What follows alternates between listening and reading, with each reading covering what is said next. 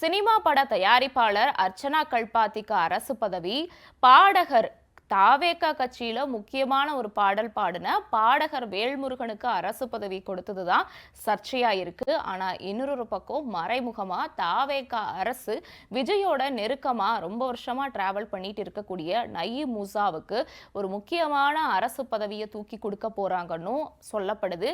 இந்த தொடர்ச்சியா தாவேகா அரசு தனக்கு நெருக்கமானவங்களுக்கும் சினிமா துறையில இருக்கவங்களுக்கும் முதலமைச்சர் விஜய் அரசு பதவி கொடுத்துட்டு இருக்கிறது சர்ச்சையாகிறது ஒரு பக்கம் இருந்தாலும் அது மிகப்பெரிய பின்விளைவையே ஏற்படுத்தும்னு சொல்லப்படுது. அது என்ன பின்விளைவை ஏற்படுத்துங்கிறத நியூஸ் பிளிக்ஸ் ரிப்போர்ட்ல விரிவா பார்த்திடலாம். ஆச்சி மசாலா எந்த சமையலும் ருசி தேடும் ரகசியம் 20 ரூபாய். உங்கள் சத்யாவில் இப்பொழுது ஆடி அதிரடி தள்ளுபடி.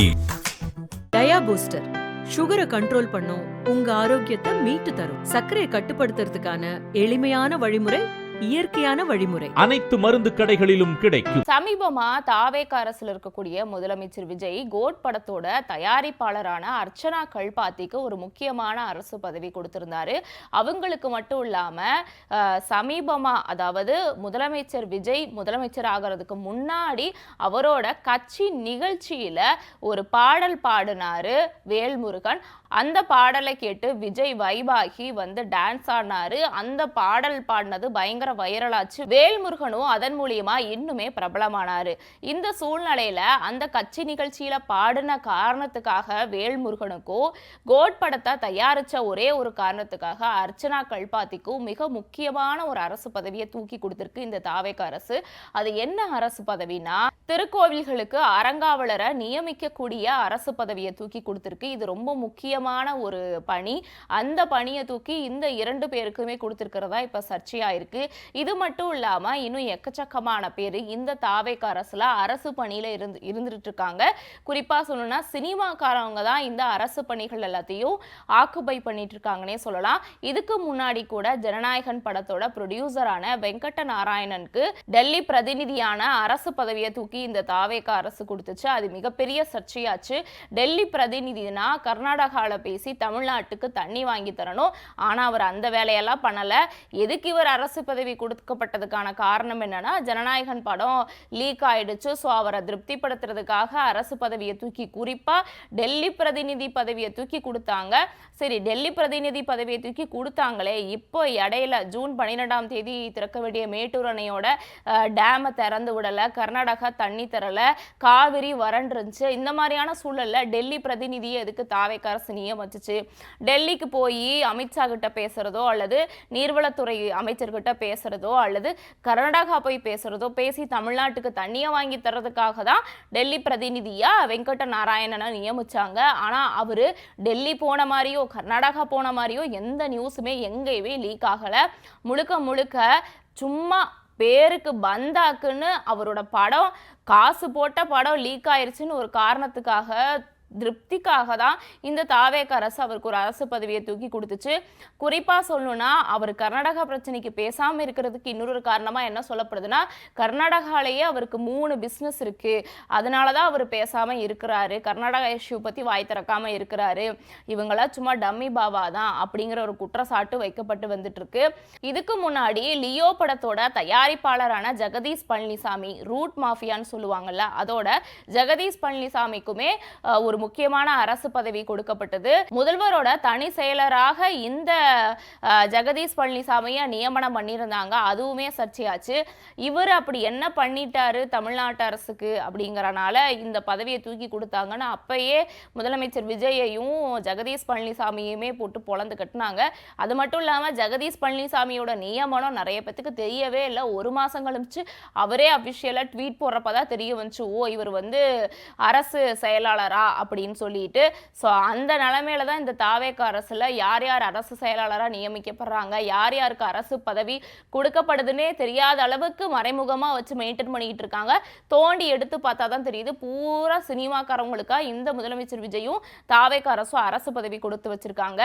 இதுலயும் என்ன கூடுதலான ஒரு விஷயம்னா, அதாவது நம்மளுக்கு நல்ல பரிச்சயமான ஆட்கள் மட்டும் இல்லாம சினிமால பிஜேபி ஆளுன்னு சொல்லக்கூடிய இந்த திருப்பாச்சி படமெல்லாம் எடுத்த பேர் பேரரசு, இயக்குனர் பேரரசுக்குமே திரைப்பட கல்லூரியில ஒரு முக்கியமான அரசு பதவி கொடுத்திருக்காங்க. இது மிகப்பெரிய சர்ச்சையா இருக்கு. அவரு தன்னை ஒரு பிஜேபி சார்ந்த ஆளுங்கிறது பொதுவெளியில அவர் பேசுற விதங்கள்ல எக்ஸ்போஸ் ஆன ஆளு. ஆனா அப்படிப்பட்ட ஒரு ஆளுக்கு திருப்பாச்சி படம் அவரோட விஜயோட கெரியர்ல ஒரு முக்கியமான படங்களை பண்ண ஒரு ஆளு அப்படிங்கிற ஒரு காரணத்துக்காக மட்டுமே இயக்குனர் பேரரசுக்கு திரைப்பட கல்லூரியில முக்கியமான பொறுப்பு கொடுத்திருக்காங்க. திரைப்படங்கிறது மக்களுக்கு ரொம்ப முக்கியமான விஷயம். திரைப்படம் மூலியமா மக்களை எஜுகேட் பண்ணலாம், பொலிட்டிசைஸ் பண்ணலாம். இது எல்லாமே தாவேக அரசுக்கு தெரியும். அந்த சூழ்நிலையில பிஜேபி ஐடியாலஜி உள்ள ஒரு ஆளுக்கு அரசு பதவியை தூக்கி கொடுத்தாங்க அப்படின்னா எந்த விதத்துல திரைப்பட கல்லூரியில வரக்கூடிய மாணவர்களுக்கு சரியான திரைப்பட அணுகுமுறையையும் சரியான திரைப்பட கலையையும் சொல்லி தருவாங்க. இவருக்கு எதுக்கு அரசு பதவி கொடுத்தாங்கன்னு அதுவும் சர்ச்சையாச்சு. அது மட்டும் இல்லாம விஜயோட பீஸ்ட் படத்தோட கேமராமேன் என்ன மனோஜ் பரமஹம்சா அப்படிங்கிற நபருக்கு தமிழக அரசோட திரைப்பட பயிற்சி நிறுவனத்தோட தலைவரா நியமனம் பண்ணியிருக்காங்க. இதுவுமே சர்ச்சையா இருக்கு. இது எல்லாத்தையும் தாண்டி இப்ப என்ன புதுசா ஒரு சர்ச்சை கிளம்பி இருக்குன்னா, விஜயோட கூடவே இருக்கக்கூடிய நயீம் முசா பாதுகாவலரா இருப்பாரு. நயீம் முசா அவருக்கு பாதுகாப்பு துறை சார்ந்த ஒரு முக்கியமான அரசு பதவியை தாவேக அரசு கொடுக்கறதுக்கு ரெடியா இருக்கு அப்படிங்கிற மாதிரியும் சொல்லப்படுது. இதுவும் இப்ப மிகப்பெரிய சர்ச்சையா இருக்கு. தனக்கு கிடைச்ச அதிகாரத்தையும் தனக்கு கிடைச்ச ஆட்சியையும் தன்னோட சுயநலத்துக்காக தாவேக அரசு பயன்படுத்துதோ, அதுவும் சினிமா துறையில ஒருத்தவங்களுக்கு நன்றி கடன் செலுத்தணும் அப்படின்னா காசு தரலாம், அவங்களுக்கு தேவையான கிஃப்டை சொந்த காசுல வாங்கி தரலாம். ஆனா இப்படி அரசு பதவியை தூக்கி கொடுக்கறது எந்த விதத்துல நியாயமா இருக்கும்? அந்த துறை சார்ந்த புரிதலே இல்லாத ஒருத்தவங்களுக்கு எப்படி அரசு பதவி தரலாம்? ஒரு தலைபட்சமா தான் இந்த தாவேக அரசு செயல்படுதுன்னு பலரும் குற்றச்சாட்டு வச்சுட்டு வந்துட்டு இருக்காங்க. இப்ப நயீம் முசாவுக்கு ஒரு அரசு பதவியை தூக்கி முதலமைச்சர் விஜய் கொடுத்துட்டாரு அப்படின்னா அது கண்டிப்பா மிகப்பெரிய சர்ச்சையா தான் ஆகும். இது மட்டும் இல்லாம இப்போ தலைமைச் செயலகத்தையே முதலமைச்சர் வீடு இருக்கக்கூடிய பட்டினப்பாக்கம் பக்கத்துல ஷிஃப்ட் பண்ண போறாங்க. முதலமைச்சர் விஜய்க்கு பீச் வியூனா ரொம்ப பிடிக்கும், அதனால அங்க தலைமைச் செயலகத்தை ஷிஃப்ட் பண்ண போறாங்க அப்படிங்கிற மாதிரியும் சொல்லப்படுது. அதிகாரிகள் அதுக்கான ஆய்வையும் செஞ்சுக்கிட்டு இருக்காங்க அப்படிங்கிற மாதிரியும் சொல்லப்படுது. நம்மளுக்கு இதுல இருந்து சிம்பிளா என்ன தெரிய வருதுன்னா, அதாவது தனக்கு கிடைச்ச ஆட்சியையும் அதிகாரத்தையும் தன்னோட ஆட்சியில அந்த துறை சார்ந்த அதிகாரிகளுக்கு அந்த துறை சார்ந்த அனுபவமுள்ள ஆட்களுக்கு அந்த வாய்ப்பை தராம சினிமா துறையில இருக்கவங்களுக்கும் தலைமைச் செயலகத்தை தூக்கி நம்ம வீட்டு பக்கத்துல மாத்துறதும், அதாவது முதலமைச்சர் விஜய் வீட்டு பக்கம் மாத்துறதுங்கிறது என்ன மாதிரியான மனநிலை? இது எந்த விதத்துல சரியா இருக்கும்னு குற்றச்சாட்டு வச்சுட்டு வந்துட்டு இருக்காங்க. ஒருவேளை நயீம் முசாவுக்கு ஒரு அரசு பதவி கொடுக்கப்பட்டுச்சு அப்படின்னா அது மிகப்பெரிய சர்ச்சையாகும். ஏன்னா அவரு முதலமைச்சரோட ஒரு தனிப்பட்ட ஒரு பாதுகாவலராக தான் இருக்காரு. கோட் படம், அதுக்கு முன்னாடி ஜனநாயகன் படத்துல எல்லாம் அவர் தான் பாதுகாவலரா இருந்தாரு.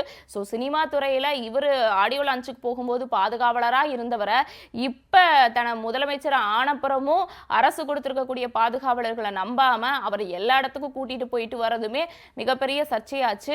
இதுக்கும் மேல டெல்லிக்கு ஃபர்ஸ்ட் டைம் முதலமைச்சர் விஜய் போகும்போது 1 கோடி ரூபாய் செலவு பண்ணி தனி விமானத்துல போகும்போது நயீம் முசாவை கூட்டிட்டு போனப்பவே அது மிகப்பெரிய சர்ச்சையாச்சு. ஏன்னா மத்திய அரசும் ஒரு பாதுகாப்பு தருவாங்க, மாநில அரசும் ஒரு பாதுகாப்பு தருவாங்க, முதலமைச்சருக்குன்னு சிறப்பான பாதுகாப்பு அதிகாரிகளும் இருப்பாங்க. இது எல்லாத்தையும் கடந்து நயீம் முசாவை எல்லா பக்கம் கூட்டிட்டு போறது, அதுவும் அரசு பணத்துல கூட்டிட்டு போறது எந்த விதத்துல சரியா இருக்கும்னு அப்பவே கேள்விகள் எழுப்புனாங்க எதிர்கட்சியை சேர்ந்து திமுக மாதிரியான கட்சிகள். இந்த சூழ்நிலையில இப்ப இவருக்கு அரசு பதவி கொடுக்கப்பட்டுச்சு அப்படின்னா அது கண்டிப்பா சர்ச்சையாதான் ஆகும். எப்பதான் இந்த தாவேக அரசு இதை திருத்திப்பாங்களோ இல்ல திருத்திக்காம விட்டாங்கன்னா இது மிகப்பெரிய பேசுபொருளாகி மத்திய அரசே தலையிடுறதுக்கு வாய்ப்பு இருக்கு அப்படிங்கிற மாதிரி கூட சொல்லப்படுது. ஏன்னா மத்திய அரசோட கண்காணிப்புல தான் எல்லாமே நடந்துகிட்டு இருக்கு. அவங்க வாட்ச் பண்ணிட்டு தான் இருக்காங்க. பாஜக எப்படா ஒருத்தவங்களை முடிச்சிடலாம் அப்படின்னு நினைச்சிட்டு இருக்கப்போ தாவேகாவோ அதுக்கு ரூட்டு போட்டு தருதோ அப்படிங்கிற கேள்வி இந்த இடத்துல வருது.